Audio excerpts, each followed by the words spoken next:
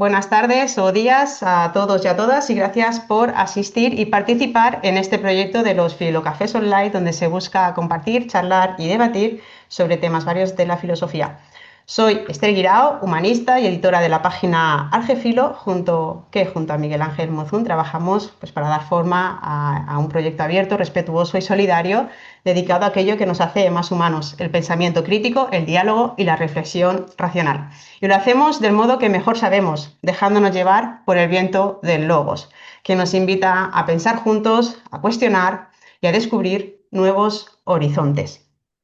En el Filocafé de hoy nos acompaña Rubén Jordán, compositor y director, doctorando en musicología por la Universidad de Salamanca, maestro de capilla en la Basílica del Cristo de la Vera Cruz de Urda y director de la Banda Municipal de Urda. Compagina composición, dirección, investigación, docencia y gestión.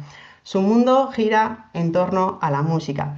Y para nosotros es un auténtico placer que nos acompañe en este Filocafé de domingo. Muchas gracias, Rubén, por tu tiempo y por estar aquí con nosotros. Un placer. La filosofía y la música comparten un mismo latido. Ambas buscan dar sentido a la existencia. Los filósofos han visto en la música no solo un arte, sino una forma de pensamiento que expresa lo que las palabras no alcanzan. Para los pitagóricos, la música era el reflejo del orden, del cosmos. Platón la consideraba esencial para la formación del alma y Nietzsche llegó a decir que sin música la vida sería un error. La música no es solo arte, abre caminos de reflexión, nos prepara para escuchar y nos invita al silencio. La música es una forma de conocimiento. No es casual que todo encuentro importante comience con música. Pensemos en el concierto de Año Nuevo en Viena, en las ceremonias académicas que se abren con himnos o incluso en celebraciones religiosas que inician con canto. Cualquier podcast, programa de televisión, todo empieza con una música. La música prepara el espíritu, abre el pensamiento y nos invita al silencio compartido. Hoy lo hacemos con una obra de Rubén Jordán y les pedimos en este momento que guarden silencio para dejar que este Filocafé empiece sonando. Mientras escuchan esta pieza que voy a reproducir a continuación de Rubén Jordán, les invitamos a detenerse un instante y compartir con todos una palabra o una imagen que haya surgido en su interior. Puede ser una emoción, un recuerdo, una metáfora, lo que la música les haya inspirado. De este modo, la experiencia se convierte en diálogo y la música abre el camino a la filosofía. Y ahora, si me permiten, voy a darle a compartir a un fragmento que tengo aquí de una pieza de Rubén.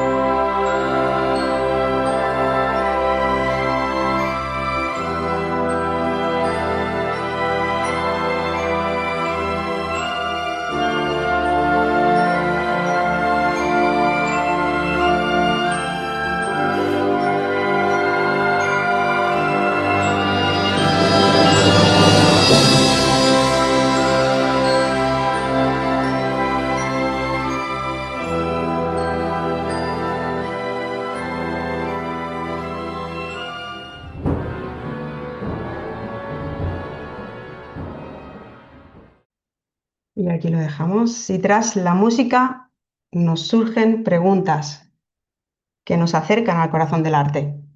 ¿Cómo es componer? es pensar con sonido, el compositor descubre o inventa.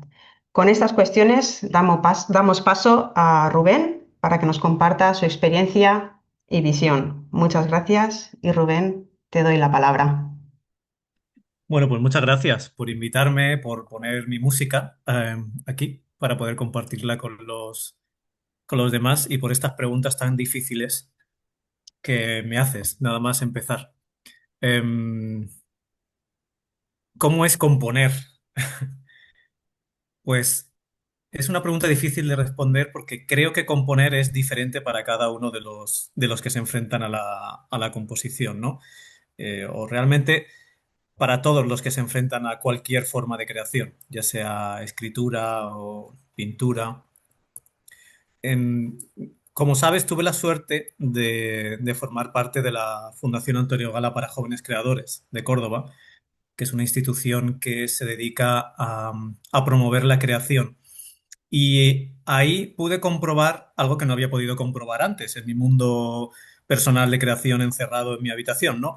Pude comprobar que los procesos creativos eran bastante parecidos, tanto para compositores como para el que escribe un poema, como para el que pinta un cuadro. Y en ese proceso nos teníamos que enfrentar siempre a lo que Antonio Galas inventó, él llamaba como fecundación cruzada.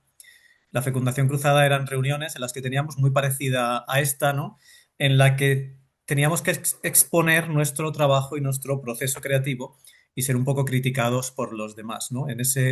Y en ese proceso te das cuenta que todo es bastante común, ¿no? Los procesos mentales de cada uno de nosotros para crear. Pero bueno, en mi caso concreto, por no enrollarme mucho, en mi caso concreto, si me preguntas qué es componer, yo te diría que para mí muy concreto, componer no es tanto como hablar, sino como pararse a escuchar, ¿vale? Yo lo comparo un poco con con la oración o con la meditación. Tú puedes orar, puedes rezar, ¿no? Puedes pedir a Dios o a lo que tú creas, ¿no? Eh, Simplemente hablar con Él, con ese ente superior, pero pienso que más que hablar es importante eh, escucharle, ¿no? Pues algo similar me ocurre a mí en mi proceso creativo. ¿Vale? No digo que sea igual el de todos, pero el mío sí es así. Pero tampoco es nada nuevo, ¿no? Brahms, por ejemplo, sin ir más lejos, él decía que para él, cuando componía, entraba en una especie de trance en el que se conectaba con algo superior que le dictaba lo que él tenía que crear, ¿no? Entonces, por resumirlo, para mí es eso, ¿no? Es entrar en un proceso de escucha para saber a dónde quiero llegar y qué quiero decir. Muchas gracias, Rubén, por compartirnos esta experiencia. Es lo que significa el componer, ¿no? Para ti. Y no sé si alguien tiene alguna cuestión que le gustaría realizar o incluso mencionar lo que le ha sugerido este fragmento que hemos puesto de Rubén. Erika, tienes la palabra. Gracias, Esther. Bueno, ha sido súper mágico escucharte, Rubén. Yo te hablo de Suecia y ahorita estamos en un invierno nórdico, entonces es oscuridad y también es como mágico este tiempo porque la nieve está dentro de días oscuros y brilla y tiene su encanto también el invierno. Pero al escuchar tu música me transportó a la primavera. Entonces, recordé, a mí me gusta muchísimo la música clásica, especialmente del barroco, y recordaba una parte de algo que leí sobre la creación de las obras en Bach, que es uno de mis músicos favoritos, y él decía que la música somos todos, o sea, nosotros, nuestra vida es música, que solo hay que escuchar nuestras células, no, como sería nuestra interior, que en sueco es inne till oss, så vi behöver så komma djup inne. Es como muy difícil explicarlo en español, pero es como entrar directamente en lo que tú eres y eso es la música. Entonces, fue esa sensación que tuve ahorita de ver las mariposas y las abejas y la explosión de lo que es la primavera, porque de pronto no ves nada, todo está dormido ahora en la naturaleza y en marzo te despiertas y todo está así, ¡boom! Es una explosión de vida y de pronto ves que los árboles han salido sus hojas y las flores de pronto salieron. Eso sentí ahora con tu música y te agradezco mucho, Rubén, por componer cosas tan hermosas. Muchas gracias. Me alegra que me digas esto porque me da un poco pie a hablar de la interpretación, ¿no? De la interpretación de la música, no de tocar música, sino de lo que nosotros interpretamos cuando escuchamos música, ¿no? Em, claro, uno de los temas es siempre si la música expresa emociones, ¿no? O si la música nos quiere decir algo. En este caso, fíjate, a ti esta música te ha evocado la primavera, ¿no? Por tu contexto personal, por tu entorno, ¿no? Aquí, yo estoy en Toledo ahora mismo, no es un invierno nórdico, pero no podemos decir que tengamos luz, la verdad. Eh, Sí, bueno, a ti te ha evocado la primavera, sin embargo, lo que hemos escuchado, no sé si lo puedo decir, Esther, ¿puedo decir lo que hemos oído? Sí, sí, sí, claro. Sí, sí, se me olvidó decirle, Hemos perdona. escuchado un trocito de mi sinfonía número 2, se llama Vida, sinfonía número 2 Vida. Cada uno de los movimientos de esta sinfonía corresponde a un elemento, ¿no? Tenemos el agua, tenemos el fuego, tenemos la tierra, eh, tenemos el aire y añadí un quinto elemento que me gustó Espíritu. llamarlo espíritu, ¿no? Entonces, este primer trocito que hemos oído, si no recuerdo mal, es un trocito de el agua, ¿no? Entonces, bueno, me alegra que te haya llevado a a la primavera, ¿no? Aunque realmente no era mi idea conceptual en ese sentido. Pero bueno, esto encaja muy bien con si la música expresa o no expresa emociones, ¿no? O si la música nos dice o no nos dice algo, si la música cuenta o no cuenta cosas. Y aquí, bueno, sabréis, ¿no? Desde la parte filosófica, sabréis que hay diversidad de opiniones, ¿no? No es un tema, no es un tema cerrado.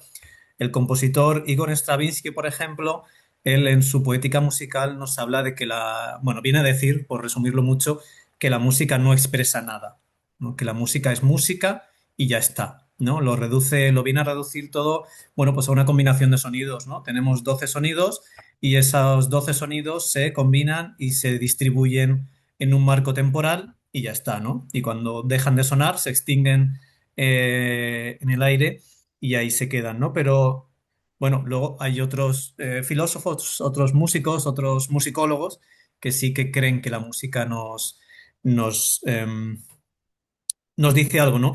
Yo personalmente, yo creo que la música, más que expresar emociones o más que describirnos algo, ¿vale? Más que invitarnos a percibir una cosa concreta, una emoción concreta, yo creo que sí nos ayuda a, ¿cómo lo digo? Sí nos ayuda a ordenarlas, ¿no? A ordenar esas emociones o ese feedback, ¿no? Que recibimos al escuchar algo. Entonces,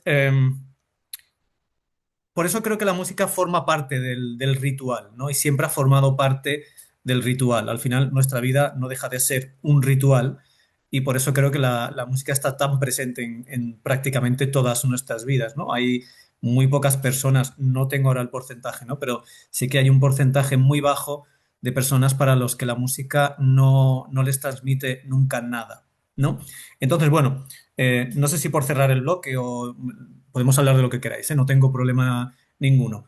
Pero en este sentido, a raíz de lo que decía Erika, de su interpretación, ¿no? De llevar esto a la primavera, creo que al final cada uno interpretamos lo que queremos interpretar. Es decir, no hay un mensaje cerrado. Es decir, eh, podéis escuchar incluso mis cuatro estaciones. Yo tengo unas cuatro estaciones que son una especie de construcción de las de Vivaldi. Y lo que para mí es primavera, pues a lo mejor para Erika, por ejemplo, que es la que ha hablado ahora, a lo mejor para ella es otoño, ¿no? o para Esther es verano, ¿no? Y eso es bonito, ¿no? Eso me lleva un poco a lo que decía Sergiu Celibidache, el director de orquesta. No sé si lo conocéis. Él estaba muy influenciado por la fenomenología y él creía que la música debía ser una experiencia vital, ¿no? Por eso durante mucho tiempo, hasta que no le ofrecieron muchísimo dinero, se negó a hacer grabaciones de su música, ¿no? Porque pensaba que la música había que vivirla en directo. Y él venía a decir que la música no está en las notas, sino que está entre las notas y quien la escucha, ¿no? Es decir, la música como experiencia vital personal, como experiencia trascendental. Entonces, bueno, gracias, Erika, por haber dado pie a este rollazo que os acabo de soltar. Pido la palabra. Muchas gracias, Rubén. Y tienes la palabra Daniel, que nos acompaña desde Perú. Daniel. Un honor, un privilegio. Para mí también nos acompaña Sergio desde Argentina, también está con nosotros. Lo que acabo de escuchar, el trabajo de Rubén, maravilloso. ¿Cómo aprendemos a gestionar nuestras emociones y cómo aprendemos a trabajar nuestros sentimientos? Yo me programo por una determinada pieza musical, por una determinada canción. Me da más vida, me da más energía, me da más fuerza. Después del COVID, en pleno COVID, después del COVID, me dio por empezar a tocar instrumentos musicales que en mi vida no había tocado. Empecé con órgano, empecé con guitarra. Descubrí que mis hijos, los dos menores, Alejandro Daniel y Daniela Sofía, tienen talento para el órgano, para el piano.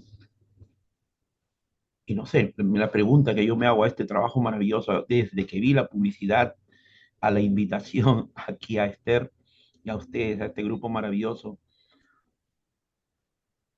en todo momento estamos aprendiendo y de quién y cómo es que hacemos música. Esa sería mi pregunta, Rubén, a esta presentación, por favor, y después de haber escuchado ese maravilloso fragmento de tu canción. Oh, pues no es nada fácil la pregunta, ¿eh? No es nada fácil la pregunta porque nos lleva un poco a la idea de la afectación y el encaje de la música dentro, pienso yo, dentro de la comunidad, ¿no? Dentro de nuestro entorno y dentro de nuestra vida. Esto es una idea muy vieja realmente, ¿eh? O sea, cómo la música nos afecta, eh, cómo nos influye, cómo nos conduce de alguna manera, es algo que ya, mira, por ejemplo, sin ir más lejos, ¿no? Algo que conocemos todos, en la Biblia, por ejemplo, ¿no? La Biblia ya nos habla de esto a través de los Salmos, por ejemplo, ya nos habla de la música no como adorno o como entretenimiento, ¿no? Que puede ser la parte más, quizá más banal, ¿no? Más superficial, lo que encontramos en un centro comercial o lo que podemos pedirle a nuestro altavoz para entretenernos un rato mientras pasamos la aspiradora en casa o cualquier cosa, ¿no? No como adorno, como entretenimiento, ¿no? En la Biblia ya se nos habla de la música como forma de conocimiento. Y, y más que como forma de conocimiento, yo creo que algo más importante, como, como, como comunidad, y más importante todavía como consuelo, ¿no? A nuestra vida. Em, yo creo que esto se da porque intentamos, es mi opinión, ¿eh? Todo lo que diga es mi opinión, no me baso en nada concreto ni quiero copiar el discurso de nadie, ¿no? Pero yo creo que esto tiene que ver, esta pregunta que has hecho, que en realidad es muy profunda, yo creo que tiene que ver con que intentamos de alguna manera, a través de la música, practicando la música, tocando la música, escuchando la música, viviéndola de alguna manera, intentamos dar respuesta de un modo antropológico, podríamos decir, intentamos dar respuesta a las grandes preguntas, ¿no? A las grandes preguntas de la vida a la universalidad, ¿no? La música es algo que nos acompaña desde siempre, ¿no? Si lo habréis oído decir, ¿no? Que antes del lenguaje, antes del sonido como tal, estuvo el ritmo, ¿no? Entonces, esa sensación que tú tienes, yo creo que se debe a esto, a que la música, no sé si nos da respuesta a las grandes preguntas, yo creo que no nos da respuesta a las grandes preguntas, no per se, ¿no? Pero sí que creo que la música nos enseña a vivir y a convivir en medio de estas grandes preguntas, para las que la mayoría no tenemos respuesta. Entonces, entiendo lo que dices, ¿no? La situación después del COVID, ¿no? Que todos vivimos y que fue bastante traumático, ¿no? Cada uno a su nivel por pérdidas de familiares, etcétera. Pues bueno, todo lo que vivimos, ¿no? Trabajando en casa intensamente, seguramente más que en nuestro lugar de trabajo, eh, intentando alegrar a los que no tenían alegría, ¿no? Entonces, entiendo ese abrir, esa apertura que tú tuviste, a través de la música, porque la música nos conecta no solo con nosotros mismos, sino que nos conecta con los demás y es un medio, no sé si de comunicación exactamente, pero sí es un medio entendible por todos, ¿vale? Incluso... em, se dice que la música es universal. Yo no estoy de acuerdo al 100% con la universalidad de la música, porque no es lo mismo nuestro concepto musical que el concepto que pueden tener de la música, por ejemplo, los japoneses, ¿no? Aunque los japoneses hayan occidentalizado su música, interpreten a Bach, interpreten a Mozart, ¿no? Pero su música tradicional tiene que ver con la nuestra, evidentemente, pero hablamos de códigos distintos. Lo cual no es menos cierto que igualmente esa música nos dice, nos interpela y nos invita, ¿no? Pero dentro de esas pequeñas diferencias de dialecto, que diría yo, entre nuestra música occidental, Asia, eh, Oriente, hay rasgos comunes que hacen que nos entendamos sin comprender del todo el lenguaje. De hecho, bueno, todos vosotros seguro que os habéis sentido interpelados en algún momento con una pieza, con un fragmento de música sin saber exactamente qué está pasando ahí, ¿no? Y sin saber por qué. Seguramente la afectación que hayáis podido tener se debe, pues, a que hay una armonía concreta que produce una disonancia concreta y que eso os pega un pinchazo ahí en el corazoncito, pero sin saber eso, os ha dicho algo, ¿no? Entonces, bueno, es una pregunta muy compleja. No sé si te la he respondido o si te he dado algo de luz en lo que, en lo que me has preguntado, pero es un tema muy, muy complicado de Rubén, tratar. muchas gracias a tu respuesta, me ayuda bastante. Wow, qué bonita reunión virtual. Y bueno, solamente queda decirme, ¿no? Que en todo momento de nuestras vidas, yo creo que desde que nacemos hasta que nos vamos, la música está con nosotros. Es parte del ritual de nuestras vidas. Y hay momentos, hay santiamens, hay instantes en que somos o intentamos o queremos ser profundamente felices solamente escuchando una pieza musical. Muchas gracias, sabias tus respuestas. Muchas gracias por la oportunidad. Gracias a ti. Muchas gracias, Daniel. Y le damos la palabra a Yamilet. Tienes la palabra. Hola, muy buenos días a todos. Saludos desde Ecuador. Soy Yamile Obando y bueno, me conecté bastante con el tema de la filosofía porque hace unos años atrás tuve la oportunidad de poder acceder a la consultoría filosófica y resolver algunos conflictos emocionales internos. Y bueno, y de a poco también me he ido conectando con la parte espiritualidad. Y actualmente estoy en un proceso de formación con la música, entonces dije, bueno, ya me sé efecto dominó, no sé, que todo se va reacomodando y dijeron música y filosofía, dije, aquí es. Y bueno, y escuchando a la Rubén súper motivada y tengo algunas preguntas que a lo mejor parezcan como muy personales. Tal vez tuviste el síndrome del impostor, te sentiste raro o extraño ¿Cómo haces para que tus procesos o tus creaciones sean sostenibles?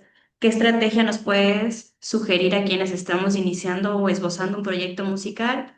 ¿Y crees que exista potencial en la música? O sea, ¿crees que exista potencial en proyectos que estén enfocados en la revalorización del patrimonio cultural y que eso pueda resonar en el colectivo? Y mencionaste a Dios, ¿cómo te comunicas con él? ¿Cómo haces? Wow, difícil todo. Eh, el síndrome del impostor. Bien, bueno, el síndrome del impostor yo creo que es algo muy común, y creo que no se reconoce lo suficiente. Es decir, creo que artistas, creadores de diferentes disciplinas, creo que lo sienten o lo han sentido en algún momento y no sé si por vergüenza o por pensar que les puede perjudicar de alguna manera, no se atreven a decirlo, pero yo no tengo ningún problema en decir públicamente que constantemente vivo afectado por el síndrome del impostor. O sea, constantemente. A mí es una cosa que no se me ha curado, no sé si tiene cura, pero yo desde luego lo padezco y convivo con él.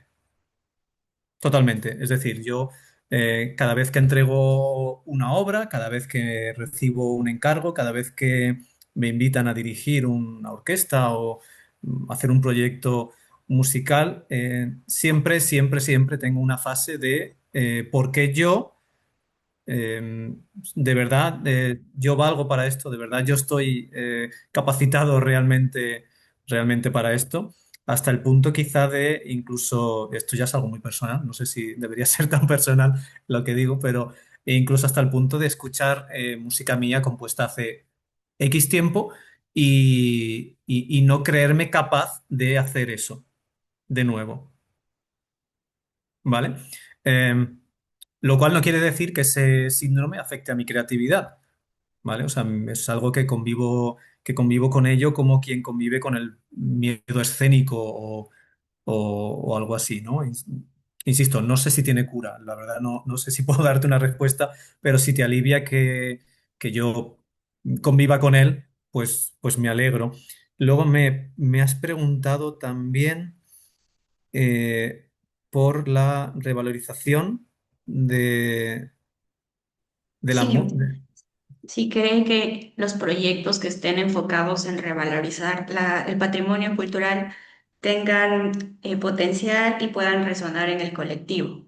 Por ejemplo, yo soy de acá de Ecuador. Gracias a investigaciones arqueológicas se ha determinado que el Ecuador es el origen de la domesticación del cacao, justamente en la Amazonía, de donde yo soy amazónica. Entonces, mi proyecto va justamente enfocado en eso, en revalorizar y dar a conocer al mundo que el Ecuador es el origen, pero también uniendo a las culturas y a los países donde ha ido como migrando este fruto tropical. Obviamente Ujú. combinando los sonidos, mencionabas la música tradicional, las músicas de cada lugar y así. Bueno, no sé si concretamente de esa manera, pero sí tiene muy buena acogida, especialmente desde el ámbito de la etnomusicología. La etnomusicología sí que trabaja muchísimo esas cuestiones. De hecho, por ejemplo, temas como la música de las misiones, los moshos, ¿cómo se llama? Hay un musicólogo, Navrok, por ejemplo, él trabajó mucho todo lo concerniente a la música de las misiones, por ejemplo, en, en Chiquitos y en algunos sitios más. Y no solo como música tradicional, ¿no? Sino como música de mixtura y de imbricación, ¿no? Podríamos decir. O sea, música que no solo fue creada por europeos, ¿no? Que fueron a América, sino música creada ya un poco en connivencia con la propia gente de allí, ¿no? Esa mixtura. Y, por ejemplo, todo eso, todo ese tema de la música de las misiones y demás, sí que tiene y ha tenido mucho recorrido, no solo desde el folclore como tal, sino desde la etnomusicología y la antropología. O sea, sí que tiene mucha aceptación. cuando son estudios serios, claro, o sea, bien fundamentados, con, en fin, con sus fuentes y demás, ¿no? Pero sí que son temas muy interesantes y que tienen mucho recorrido, ¿eh? Se trabajan muchísimo, no solo en Hispanoamérica, sino en Asia, en fin, en muchos espacios, en muchos espacios. No sé si te he respondido. Vale. Y me Muchas preguntabas gracias. también por Dios, mi conexión con Dios, me has preguntado. Jo, difícil pregunta, ¿eh? También voy a necesitar otro café, creo. Eh, Mi conexión con Dios, podría decir, podría decir, eh, querría decir que a día de hoy es total, ¿vale? Querría decir, pero no lo puedo decir porque no es así, no porque yo no quiera, sino porque creo que es un proceso, ¿no? Creo que es un proceso. Pero sí que dentro de mi proceso creativo, dentro de mi, en fin, de mi vida diaria, Dios sí que ocupa un lugar quizá cada vez más importante y tampoco me da vergüenza decirlo. Hay muchos creadores que tienen pudor hablar de esto, ¿no? Públicamente a mí me da igual, no tengo problema en ser censurado, no pasa nada. Y copio un poco citaba antes Erika a Bach, y copio un poco su máxima, ¿no? El fin último de la música no debe ser otro que glorificar a Dios y la recreación y ampliación del espíritu, y yo intento que cada acto creativo que hago, sea de creación o sea de dirección, está enfocado a Dios, está en diálogo con Dios y está expuesto ante Dios, y a mí me funciona bien, me da paz, me da confianza, me da tranquilidad y me reconforta. Así que a todos los que tengan esa pulsión, que creo que se debe tener, eh, adelante. No, hay que abrirse a eso, si se siente, hay que abrirse porque creo que abre otros compartimentos de nuestra vida y de nuestra conciencia que nos llevan a otros puntos. Creo que es importante. No sé si te he respondido bien, pero Sí, muchas gracias. a ti. Muchas gracias, Rubén, por tus respuestas, ¿no? Es interesante, ¿no? A mí me llama mucha atención también el tema del silencio, ¿no? Cómo el silencio y la música han sido también entendidos como lenguaje de lo divino, ¿no? En la creación, ¿no? La música también aparece ahí como ese reflejo de la armonía, del cosmos y como un puente hacia Dios. Esto daría lugar ya a otro tema, a otro bloque del que hablar, pero no le voy a quitar la palabra a Miguel Ángel, que está con la mano levantada, y después le va a seguir Sergio. Miguel Ángel, tienes la palabra. Muchas gracias, pues muchas gracias, Rubén. Está muy interesante este Filocafé. Yo aquí sí que, bueno, por aprovechar y ya que te tengo a ti, que estás dedicado a la música plenamente, pues ver un poco tus opiniones también y tu forma de pensar respecto a ciertas cuestiones, ¿no? Porque comentabas una cosa que me parece curioso, ¿no? Esta idea de que la música es universal, sin embargo, la música sirve para crear colectivos identificados y generar división y fractura, ¿no? En el ser humano bastante, ¿no? Desde los himnos nacionales hasta la propia identificación en formas musicales, ¿no? Más populares, ¿no? Y la sociedad se va haciendo pues, esas culturas y subculturas, ¿no? Que van agregando a individuos y se van diferenciando, ¿no? Como identidad, ¿no? A nivel social es curioso cómo opera, ¿no? En este sentido también te quería preguntar, ya que hablo de estas músicas más, pues bueno, más populares, vamos a decirlo así, frente a lo mejor una cierta música culta, o podríamos decir que intenta utilizar pues todo el lenguaje o toda la capacidad del lenguaje musical, ¿no? Es decir, que no se priva a unas formas más básicas, ¿no? Sino que intenta explorar de una manera amplia hasta dónde es capaz de llegar la música, ¿no? Sí que es verdad que en este esfuerzo por intentar explorar e investigar de la música, muchas veces yo creo que sí que es verdad que se han llegado, por lo menos en esos experimentos, se han llegado a cosas que no está mal escuchar, pero sí es verdad que no invitan a reescuchar. Es decir, parece como que no apetecen mucho, ¿no? Son experimentos que a veces escuchas una vez, pero dices, bueno, interesante, pero no me es bello, no me ha parecido bello, quizá curioso, estimulante intelectualmente, pero no es algo que quieras volver a escuchar o donde quieras volver a acudir, ¿no?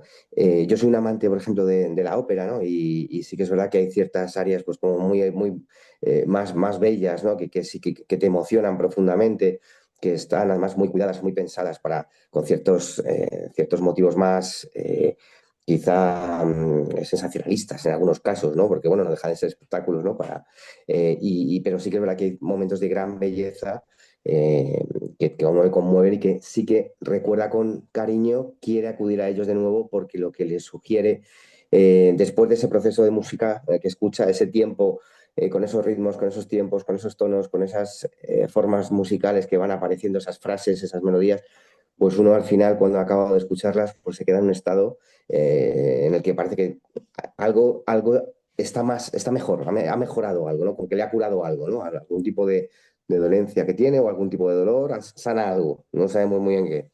Entonces sí que es verdad que entonces lo dejo aquí porque he abierto melón para un montón de cosas, un montón de melones. Entonces, bueno, pues si quieres contestar alguna de las cosas que te he sugerido, que te he planteado. Muchas gracias, Rubén. Sí, claro. Bueno, no has abierto un melón, has abierto una frutería, ¿eh?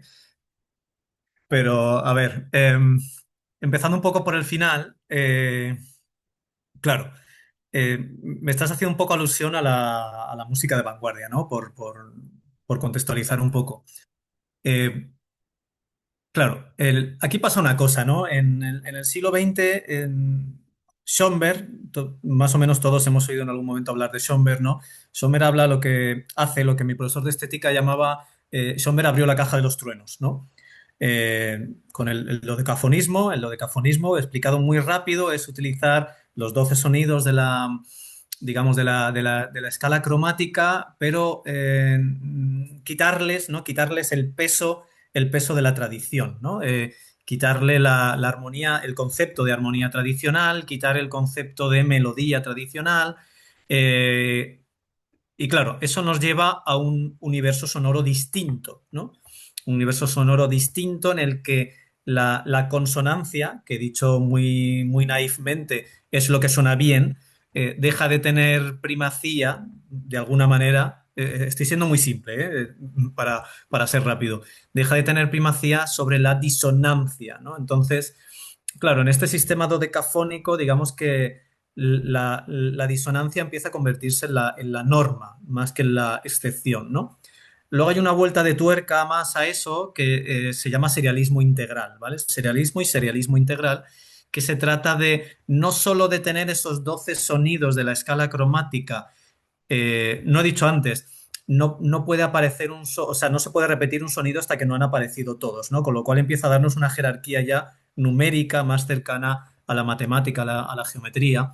Luego, con el serialismo integral, digamos que se serializa todo. O sea, no solo se serializan los sonidos, sino que se serializan las dinámicas, se serializan los ataques. Entonces, todo empieza a convertirse en algo un poco más, vamos a decir, conceptual y mecánico, ¿vale? A lo mejor hay un concepto súper elevado de eso, pero claro, por ir al tema, ¿qué pasa luego? Bueno, pues el resultado sonoro es otro, ¿no? Es un resultado sonoro menos familiar, ¿no? Menos familiar, teniendo en cuenta que venimos de escuchar, pues no me voy a remontar al canto gregoriano, ¿no? Pero desde toda la polifonía del siglo XVI, Bach, Mozart, Beethoven, los románticos, Brahms, Mahler, ¿no? Ya posromántico.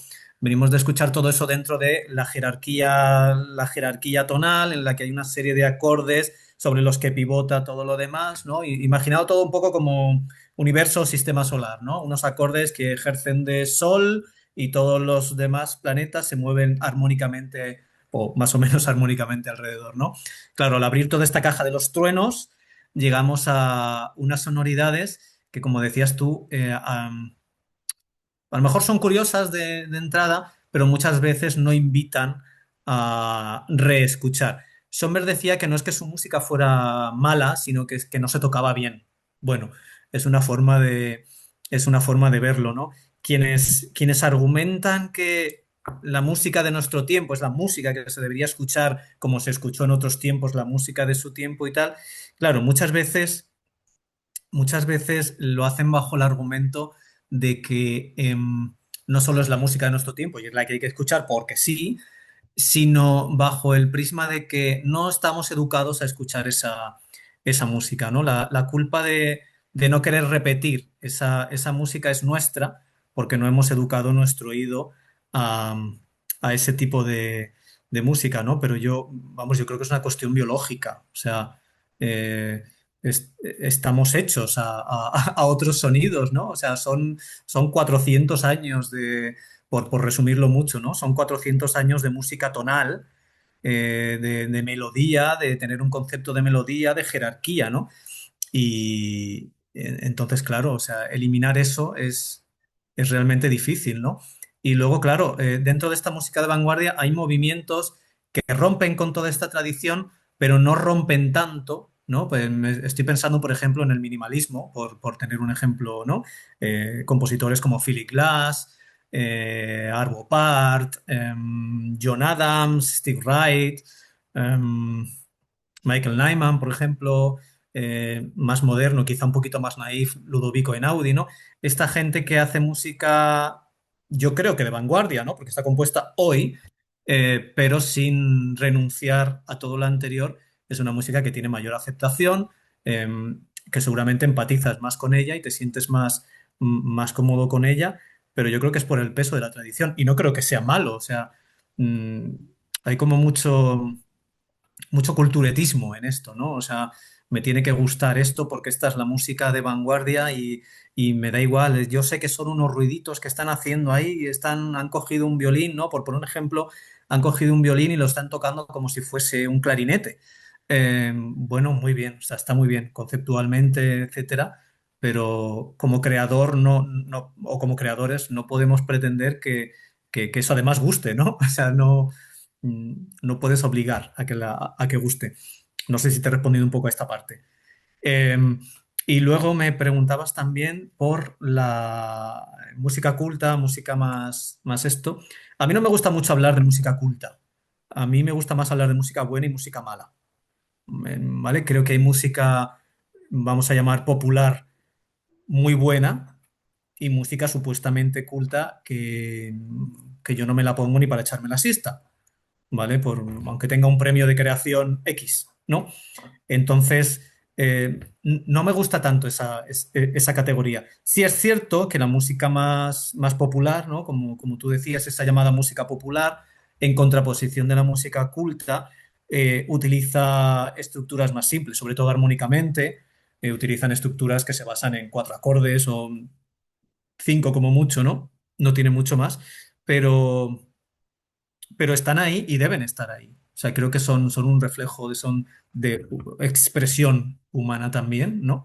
Y creo que hay música muy buena. O sea, por poner un ejemplo, no sé, que yo creo que el último trabajo de Rosalía es una maravilla, ¿no? O sea, una persona que venía de hacer una cosa llamada Motomami, que yo todavía no sé lo que significa, ha hecho una cosa maravillosa jugando con lo popular y con lo espiritual y con lo divino, o sea, a un nivelazo, o sea, para mí, como, como Schomberg, o sea, quiero decir, ahora me acribillarán, ¿no? Cuando esto esté en YouTube, pero, pero para mí está al mismo nivel, o sea, no.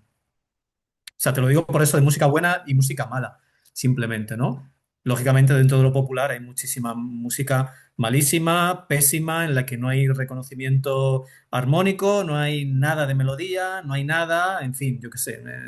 No voy a dar nombres, pero no hace falta, o sea, reggaetoneros y ese tipo de cosas varias, ¿no? Así que bueno, no sé si te he respondido a todo. Sí, vale. Muchas gracias, Rubén. Es interesante esto último, ¿no? La música de masas que nos rodea en cada momento, ¿no? Que es que nos invaden ahí en la radio, en las redes, en los conciertos multitudinarios, las redes sociales, conciertos reggaetoneros, bueno, no sé si considerarlo música, en fin, un fenómeno cultural, ¿no? Que une a millones de personas, pero también plantea también muchas preguntas filosóficas sobre su sentido, ¿no? ¿Es la música actual un espacio de auténtica creación y pensamiento o se ha convertido en un producto de consumo rápido, ¿no? ¿Y qué lugar ocupa ahí la emoción y la reflexión en la música, ¿no? Que nos acompaña? En Sí, pero fin, bueno, pero una cosa, fíjate, esto que decía Miguel Ángel, ¿no? sí, Por volver un poco a la vanguardia, em, también podríamos plantearnos si también se podría abrir el melón si eso es música, claro, ¿vale? O sea, de acuerdo que es una cosa muy elevada, con un concepto muy elevado, una idea conceptual muy elevada, pero luego sonoramente es lo que es, ¿no? Sonoramente es lo que es y a lo mejor aporta mucho culturalmente, ¿vale? Pero como experiencia personal a quienes lo intentamos disfrutar, a lo mejor esa experiencia estética no pasa de lo conceptual, ¿no?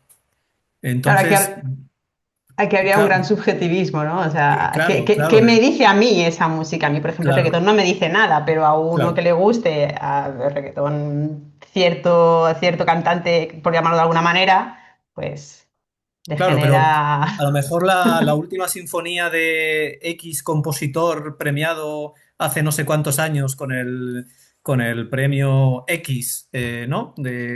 Y la X sinfonía subvencionada con no sé cuántos miles de euros, ¿no? Por la Comunidad Europea de bla, bla, bla, bla, estrenada en el auditorio de la Filarmónica de bla, bla, bla, bla. Pues a lo mejor a mí me dice exactamente lo mismo que a ti te dice Bad Bunny. Ya. ¿Entiendes? O sea, me refiero a eso, ¿no? Que a veces hablamos de qué es música, qué no es música, de una forma un poco, bueno, como esto se toca en el auditorio de la Filarmónica de Berlín, esto tiene que ser música, sí o sí, ¿no? Eh, bueno, no lo tengo claro, no. Comparto contigo esta opinión totalmente. Y le damos la palabra a Sergio. Sergio, tienes la palabra. Un momentito, te quito el micro digo yo, ya está, ahí lo llevas. Muchísimas gracias. Nuevamente, gracias a Daniel por la invitación a esta ponencia, a esta jornada. Y quienes no me conocen, bueno, yo escribo y también soy artista visual, escribiendo, para ser más precisa, escribiendo la tesis, corrigiendo, mejor dicho, los últimos detalles de la tesis para ya presentarla. La iba a presentar en octubre y algunas cuestiones que se me complicaron personales, no pudo ser este año, así que vamos a ver si la presento ya el año que viene.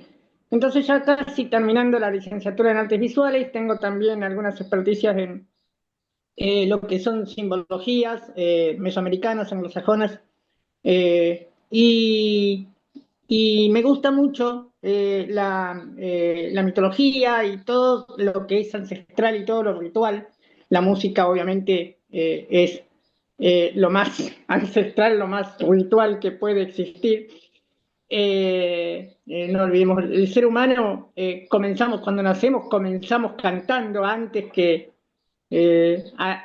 hablar y antes que escribir. Yo escribo también, pero el canto es lo único que no hago, creo que lo dejé de cantar, a los 3 años.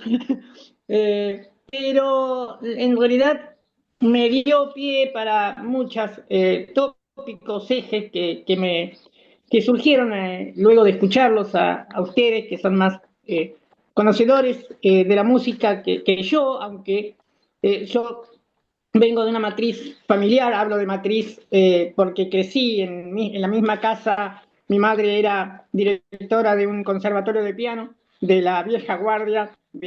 Hablo de teorías, solfeos y de todas esas cuestiones bastante complejas que mi madre intentó enseñarme y no creo que falló en eso. Creo que yo la dejaba de ver como madre y mi madre me dejaba de ver como hijo cuando estaba enseñándome. Entonces ahí creo que fue el fallo. Y entonces tengo un oído musical, no tanto como mi hermana que tiene oído absoluto. Ella escucha una canción quizá una sola vez, escuchándola y ya enseguida te puede sacar la partitura de esa canción que está escribiendo. Pero más que nada yo los análisis que hago siempre son más ontológicos, más filosóficos. Me gusta analizar desde esa perspectiva. Daniel ya me conoce. Muchos temas que surgieron acá y a mí me llevó a lo contrafactual. Hace poco estuve en un congreso de matemáticas, filosofía e historia de las matemáticas. La matemática obviamente también está muy vinculada a la música, por eso saco el tema. Y allí uno de los ponentes, un doctor dando una conferencia magistral, dice, no sabía yo que tampoco desconocía mucho que los matemáticos también estaban divididos entre ciertas ideologías. Yo pensé que al ser matemáticos tenían una unión en el pensamiento, pero están divididos también. Entonces, están divididos entre quienes creen que las matemáticas no existirían si el ser humano, si el ser humano no existiría, las matemáticas tampoco, porque fueron creadas por el ser humano. Yo soy de los que creen que las matemáticas ya existen en la creación, en el universo en sí mismo. La música yo creo que también hay algo de eso, ¿no? También atraviesa mucho el arte. Matisse, Chagall, Marc Chagall, por ejemplo, que representaron tanto la danza, las instrumentos musicales como el violinista en Chagall, o Chagall. Y la danza de Matisse a mí me refiere a esa frase de Nietzsche, ¿no? Que dice que quienes no escuchan, quienes no pueden escuchar la música, señalan de locos a quienes están bailando. Entonces, estoy parafraseando la frase, ¿no? No es textual. Y la pregunta ahora para el señor, disculpen que me excedí con esta introducción, ¿no? Yo soy más de lo distópico, más de la literatura de ciencia ficción, me gusta escribirla y me gusta leerla. Por eso que, bueno, allá por cada tanto, porque hubo en los 80 y en los 80, ¿no? Una serie Dimensión Desconocida de varios capítulos de ciencia ficción, con capítulos raros.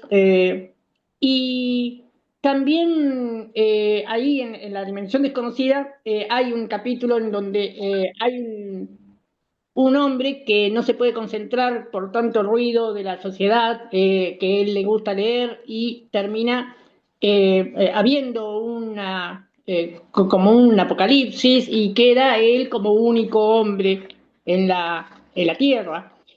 Y por eso lo contrafactual, porque mi pregunta sería, ¿para quién escribe, para quién compone, para quién hace la música? Mi pregunta para él, ¿no?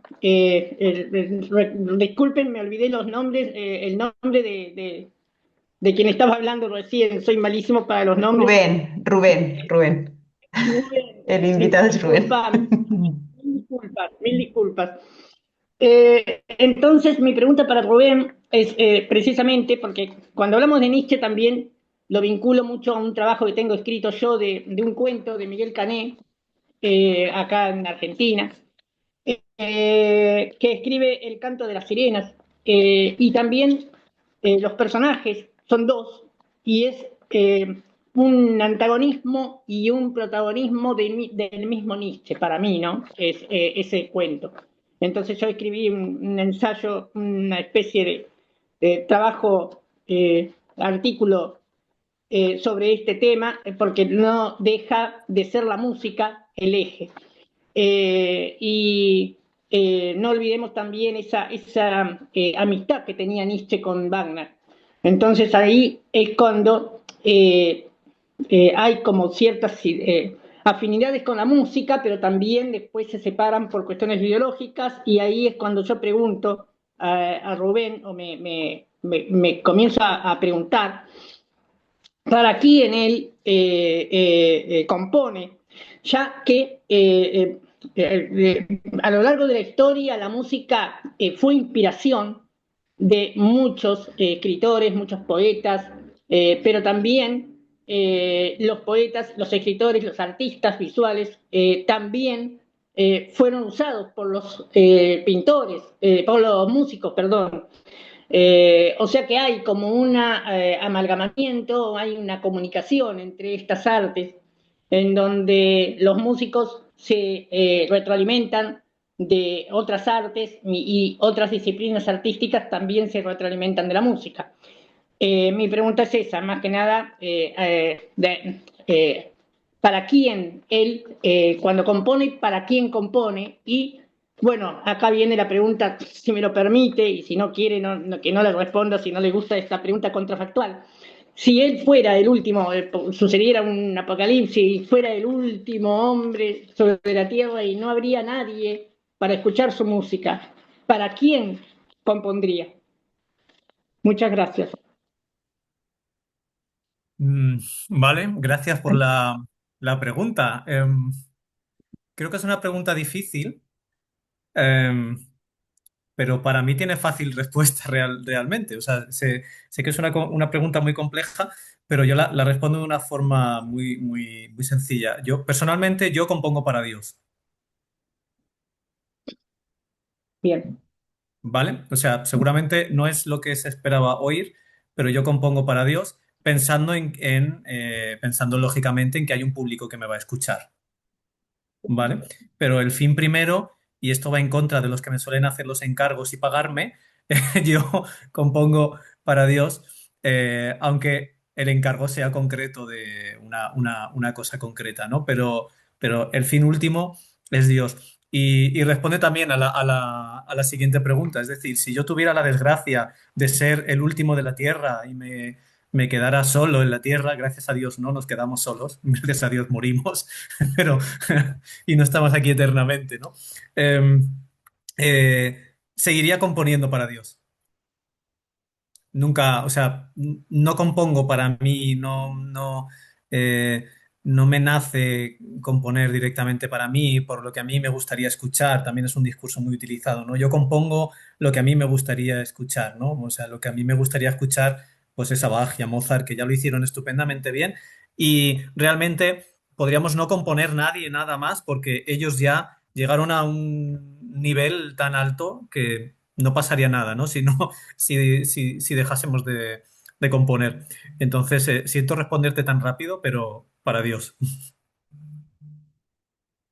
Muchas gracias, Rubén. ¿No? Componer para Dios como ese lenguaje, ¿no? Que busca trascender lo humano, ¿no? Entonces siempre va a estar ahí ese objetivo, ¿no?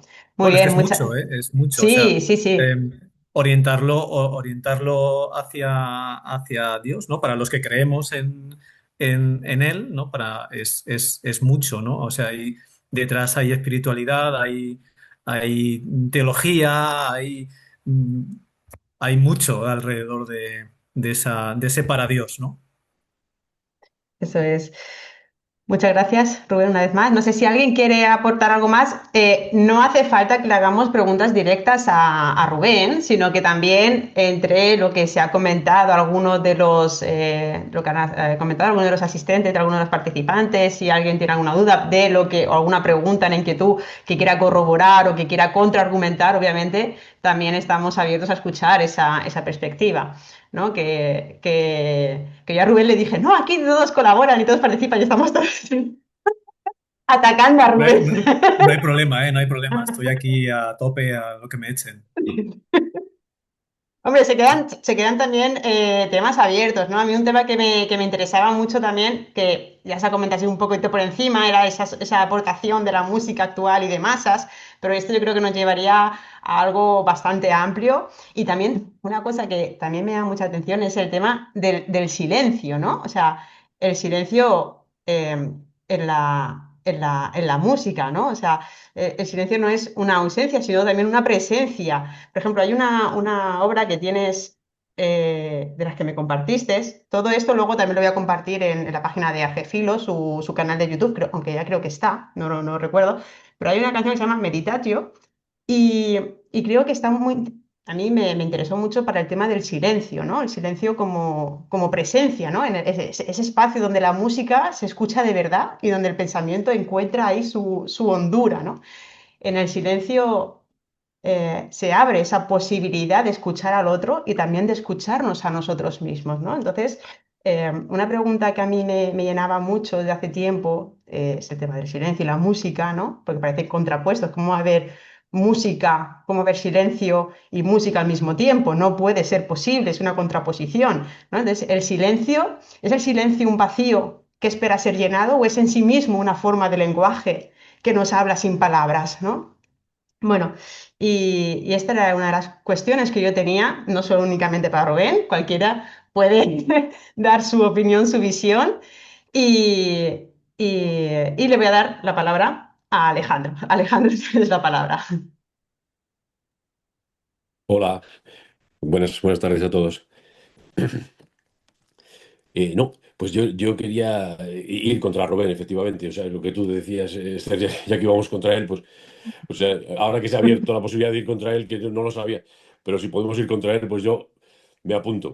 Y me apunto porque ha habido un momento, ha habido un momento en la conversación con Miguel Ángel en la que parecía, Rubén, sé que no, seguramente, pero ha parecido como que cierta música que pueda resultar un poco más compleja, pues no, no digo que sea, pero parecía como un pelín denostada, ¿no? Y no, y entonces pues me rebelaba porque una temporada estuve saliendo con Adorno, fuimos novios, aunque él no lo sabe, pero fuimos muy amigos. Y entonces él me enseñó algunas cosas, ¿no? Que después puede comprobar casi incluso si quieres, en mi experiencia que he tenido la posibilidad de oír mucha música de esta que entendemos compleja, ¿no?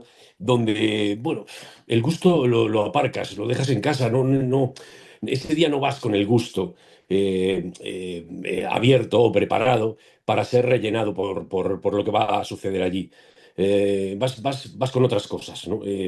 La ampliación que se produce de la percepción o de la capacidad de escuchar incluso es lo que creo que sí es reivindicable, ¿no? Y muy interesante en este tipo de músicas. Ya no voy a decir, eh, no voy a decir autores para no aburrirnos, pero que tú conoces, que hay mucha gente que de verdad te atrapa con lo que hace. Vamos a entender que ese atrapar no está relacionado directamente con el gusto. Entendemos que hay otras categorías estéticas, lo sabemos, y sobre todo también entendemos y seguro que compartimos la idea un poco de que, oye, el oído, pues tú comentabas un poco la idea como la posibilidad de esa idea de que el oído sea una cosa biológica, una cosa como que ya está ahí y que de algún modo, bueno, pero el oído se trabaja. O sea, tú tienes, o sea, en esto, por un ejemplo que me parece validísimo, bueno, aparte del remachado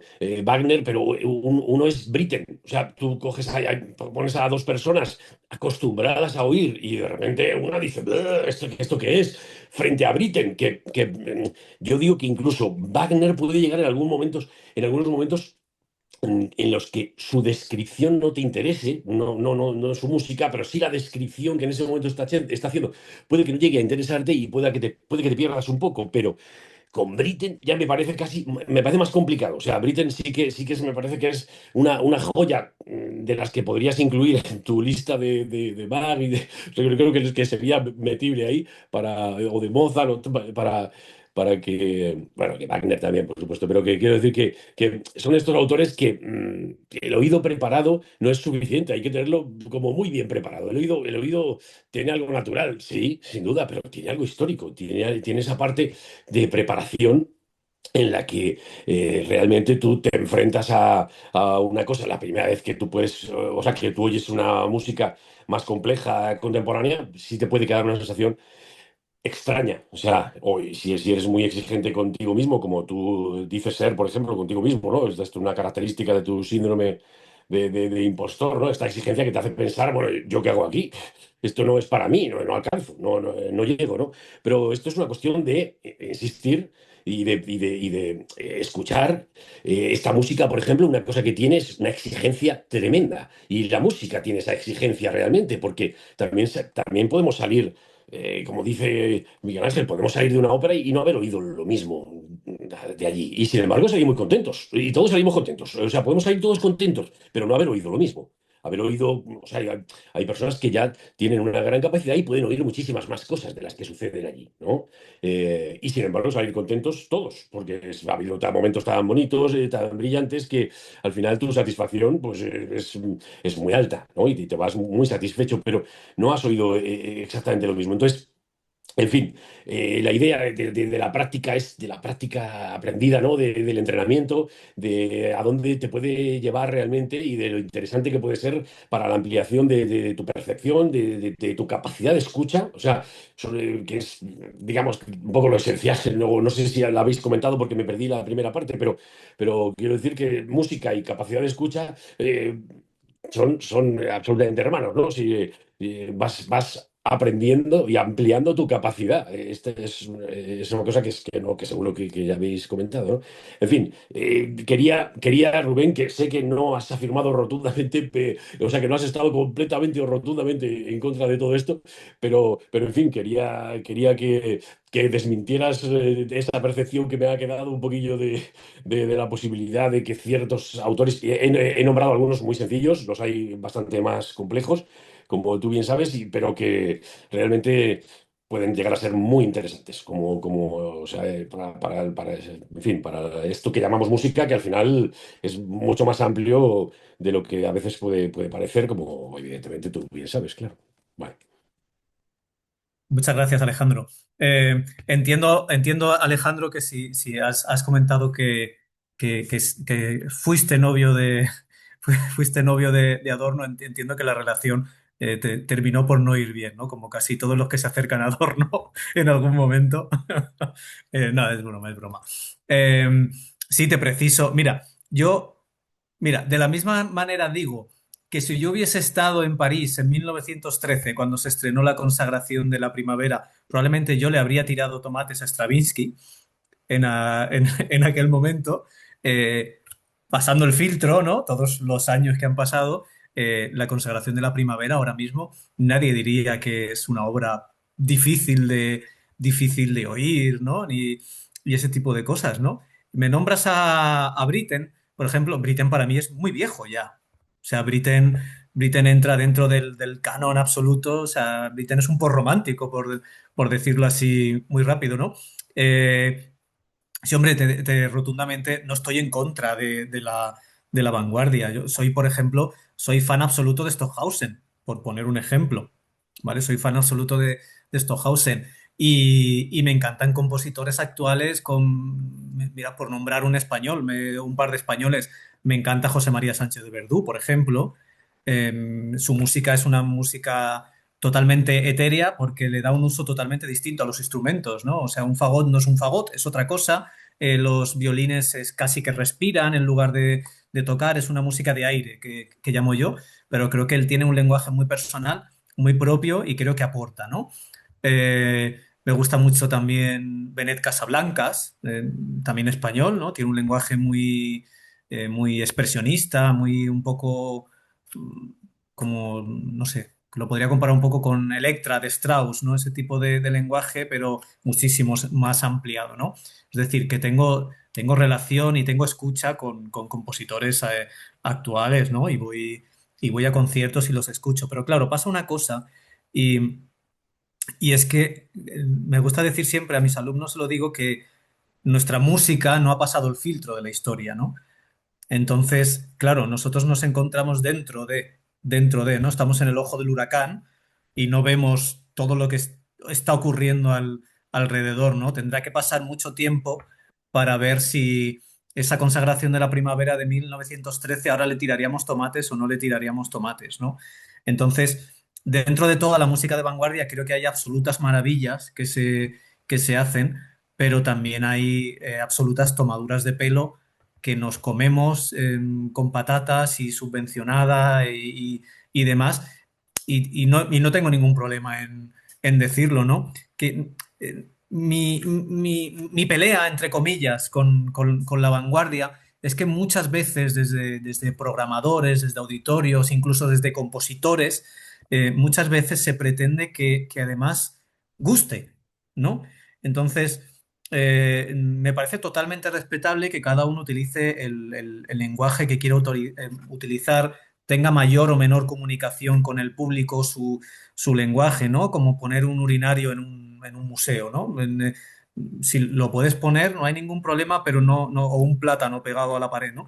Pero no puedes pretender que a mí ese plátano me transmita lo que tú dices que transmite ese plátano, ¿no? Por mucho que yo vaya o intente ir sin ideas preconcebidas y demás a un estreno o a escuchar algo, al final tenemos eh, un bagaje biológico. A eso me refería con lo biológico, ¿no? A que estamos absolutamente condicionados por todo lo que se ha hecho anteriormente, ¿no? Y nuestro oído es un oído que lleva mucho tiempo escuchando la música tonal, ¿no? Ya no Bach, he dicho Bach, Beethoven, Mozart, Mahler, Bruckner, o sea, todos estos, ¿no? Debussy, Ravel, o sea, cualquiera de estos son más cercanos más entendibles, ¿no? Porque siguen unas estructuras concretas, o sea, no es por otra cosa, no es porque siguen esa jerarquía de melodía, de armonía, elementos reconocibles. Y no es ni mejor ni peor que la vanguardia que se puede hacer ahora, pero es cierto que hay cosas que cuesta escuchar, que por supuesto hay que educar el oído para entrar ahí. Y también creo que tampoco debe haber problema en decirlo, a lo mejor es música que no es para todo el mundo y tampoco pasa nada. Tampoco pasa nada, o sea, no es música que le pueda llegar a todo el mundo o que simplemente el concepto le pueda valer a todo el mundo, ¿no? Tú escuchas, por ejemplo, y es una música ya vieja también, ¿no? Escuchas las estructuras, por ejemplo, de Boulez, que son para piano, son serialismo integral. Eh, bueno, a mí conceptualmente me puede parecer maravilloso todo el concepto que hay detrás de esas estructuras, ¿no? Pero luego sonoramente puede no decirme nada, ¿no? Y no pasa nada porque a mí no me diga nada, y yo tengo la capacidad de entender el concepto, pero hay gente a la que a lo mejor no le interesa entender el concepto, es decir, no le interesa la historia, no le interesa la nota al programa de lo que va a oír, le interesa solo lo que va a oír sin ningún tipo de justificación, y entiendo que haya gente que eso no le diga nada. Iba un poco por ahí mi reflexión, no porque esté en contra de la música de vanguardia ni mucho menos, ¿no? Yo tengo música escrita dodecafónica y sin seguir ninguna pauta melódica como tal, ¿no? Y no pasa nada, ¿no? Forma un poco parte de mi experimentación, de la búsqueda del concepto y demás, ¿no? Pero simplemente lo decía porque no podemos pretender que a todo el mundo le llegue. Iba un poco por ahí, pero no tengo nada en contra vamos, y no podría tener nada en contra jamás de Britten, jamás. Muy bien, muchas gracias, Rubén. Si nadie quiere añadir algo más al respecto, vamos a dar por finalizado el Filocafé de hoy. Últimos minutos para participar. Hable ahora o calle para siempre. Bueno, Es pueden una pena que no hayas hablado al final del silencio, Esther. Bueno, creo que podemos Sí, hacer un segundo. Siempre hay segundos, ¿eh? Pueden haber segundos y Sí, terceros, porque es un tema interesante. La antesala, antes de empezar el Filocafé, estuvimos hablando también de inteligencia artificial, de cómo se relaciona la música, la composición, etcétera. El silencio también a mí me llama, ¿no? Y también, hablando el otro día también con Miguel Ángel, estuvimos ahí, lo dejamos caer el tema del silencio. Sí, Y, es que y, el silencio es el espacio natural de la música, o sea, sí. em, es así, es así. Y bueno, y más ahora, Esther, pido la bueno, pero palabra. es que da para otro filocafé esto, ¿no? Es hablar de la sociedad del cansancio Eso es. y abrir el melón de si realmente estamos cansados también, ¿no? Yo siempre me planteo muchas veces si estamos saturados de música realmente, ¿no? Eh, Eso, ¿no? Si hablamos de la sociedad del cansancio, pero también los oídos creo yo que están cansados, ¿no? Están hiperestimulados. Es Y hablar del... un continuo. Hay música por todos los lados. Sí, sí, sí, sí, sí, sí. Y hablar de silencio es importante, pero bueno, nos dará para otra charla seguro. Como una vez más, Argefilo, por supuesto, siempre que diga, vamos a hablar de silencio, pues allá que organizamos otro filocafé sobre el silencio, en su expresión artística, música, tenemos aquí al artista plástico, perdona, se me ha ido el nombre, Sergio, en inteligencia artificial, en la sociedad actual, que el silencio también nos ayuda a parar, ¿no? A pausar, ¿no? Podemos invitar a otro invitado, a otro filósofo que me viene a la cabeza, ¿no? Que habla Esther, sobre la pido la pereza palabra. y silencio. Sí, perdona, Daniel, tienes la palabra. Eh, yo no podía irme sin formular la pregunta. Nosotros acá en el Instituto Peruano de Inteligencia Artificial hay mucho sonido, naves están pasando acá por donde yo vivo, donde están las oficinas. Aquí en el Instituto Peruano de Inteligencia Artificial y Ciudadanía Digital tenemos un programa exclusivamente que es de arte con inteligencia artificial y de los cuales hay un colombiano, hay dos peruanos y hay como 10 mexicanos. Somos 13, 14 en ese proyecto. Una persona que trabaja brillantemente con el tema de la música, eh, todo este tema en relación a la inteligencia artificial, el doctor Jaime Lobato. Y ahora mi pregunta va en relación un poco a esto que nosotros venimos trabajando. Rubén, bonita presentación, bonito trabajo. Felicitaciones desde ya. ¿Qué tanto tú utilizas estas nuevas herramientas de inteligencia artificial en tu trabajo? Yo me atreví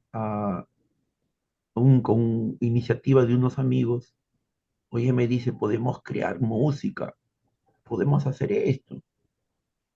Yo le digo, no seas malo. Ese trabajo es sagrado, hermano.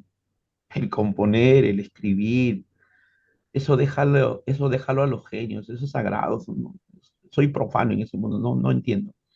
Y efectivamente, utilizando unas aplicaciones, lo hicimos. Puedes replicar puedes replicar una música de Da Beatles, puedes replicar utilizando los poemas shakespearianos, una canción determinada, tú le pones la letra, la canción, ¿no? ¿Qué nos puedes decir, Rubén, al respecto? Eso es creación cultural, eso es dar un aporte, hay originalidad ahí, está el sello, la etiqueta del artista, su propiedad intelectual ahí, Rubén. ¿Qué nos dices al respecto? Y desde ya, muchas gracias y desde ya dejo abierto la posibilidad a que en el instituto en algún momento nos puedas acompañar, porque lo que sí está claro para mí, entre el filósofo, entre el artista y entre el músico, son los hombres que son los que ven en perspectiva a un hombre del mañana, a un mundo del mañana. Muchas gracias. Un momentito, Rubén. Muchas gracias, Daniel. Entonces, ahora con tu respuesta, vamos a dar por finalizado el Filocafé, si os parece. Rubén. Ok. Es que es una pregunta difícil, ¿eh? Para finalizar el Filocafé. A ver, yo personalmente yo no he utilizado nunca la inteligencia artificial para crear. Eh, Primero porque no he querido abrir personalmente el melón de aprender los programas. Sé que se hace, tengo compañeros que sí lo han probado y he escuchado demostraciones, ¿no? De hecho, el otro día me ocurrió una cosa muy curiosa bueno, buscando una historia de Salmos en YouTube, ¿no? A ver si encontraba alguna conferencia al respecto de una cosa. Me encontré unos salmos puestos en música, ¿no? Musicalizados. Lo escuché, me pareció que estaba muy bien hecho, me gustaba la idea, el concepto y demás. Y escribí a la persona, al supuesto autor, y el supuesto autor me dijo que lo único que había de natural en esa grabación que yo había escuchado era su voz. Él grababa su propia voz, ¿no? Que era una cosa pues como muy salmódica, bueno, un poco a estilo gregoriano, ¿no? Un poco así. Eh, Sin embargo, todo lo demás, todas las percusiones que se oían, todo digamos, ¿cómo se dice? Lo que está debajo, me sale background, bueno, background, Eh, todo era inteligencia artificial, ¿no? Y lo cierto es que funcionaba muy bien, que era bonito, funcionaba muy bien, pero era inteligencia artificial. Eh, ¿Hasta qué punto eso es creación? Mm, claro, eh, a- se ha abierto muchas veces también el melón, ¿no? Por ejemplo, si los cantos de los pájaros son creación, ¿no? El propio compositor, el propio Messiaen, prácticamente creía que sí, ¿no? Porque incluso los transcribió y los utilizó en su música, ¿no? El canto de distintos pájaros. De hecho, tiene una obra que se llama Catálogo de pájaros. en los que utiliza el canto de los pájaros para componer música. Yo creo que para hablar de creación, y a lo mejor dentro de unos años, unos meses, cambio de opinión, porque todo avanza muy rápido, ¿no? Y no tengo problema en decirlo. Pero yo creo que para un acto de creación es necesaria la presencia del ser humano. Y no solo la presencia, sino la implicación de su ser en el proceso creativo. Creo que es necesaria. No digo que no pueda ser un apoyo la inteligencia artificial. De hecho, seguro que todos nos hemos apoyado en algún momento en ChatGPT para corregir un texto, o en cualquier otra inteligencia artificial, ¿no? Para corregir un texto, para buscar unas ideas, para hilar una idea con otra. O sea, seguro que todos lo hemos usado como herramienta, y como herramienta no creo que esté mal, ¿no? Pero que todos podamos, o que cualquiera de nosotros podamos llamarnos compositor o escritor por el hecho de que una máquina ha hecho nuestro trabajo, ahí tengo serias dudas de que se pueda hablar de creación. Pero es un debate que imagino que va a estar abierto los próximos años en todas las capas de la sociedad y en todos los temas posibles que tengan que ver con el ser humano. Eso es, muchas gracias. De hecho, el tema de la inteligencia artificial, creo que en Argefilo ya hemos realizado como 3 o 4 filocafés con este tema, si no me equivoco, y uno de ellos tuvimos como invitado al Instituto Peruano de Inteligencia Artificial y Ciudadanía Digital. En fin, muchas gracias, Rubén, por tu asistencia, por aceptar la invitación, a todos los participantes y oyentes. En fin, la música y la filosofía se encuentran en un mismo territorio, el del pensamiento y la emoción.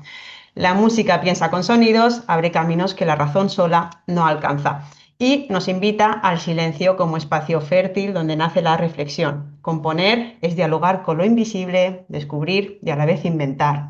Es transformar la experiencia en armonía y sentido, como una revelación de lo eterno, ¿no? Como a esa persona a quien se dirige, a ese Dios que se dirige, en este caso Rubén, ¿no? En cada una de sus composiciones. Este año 2025 ha sido un tiempo de trabajo.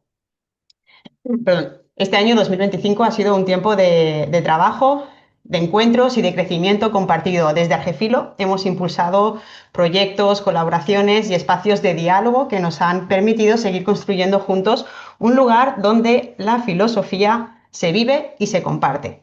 Queremos agradecer a todas las personas que han hecho posible este camino, colaboradores, asistentes y amigos, con su presencia y apoyo que mantienen viva esta iniciativa. Y también a ti, por supuesto, Rubén, por ser este último invitado del 2025 y por aceptar esta invitación y acompañarnos en esta tarde de domingo, que es un tercer domingo de Adviento.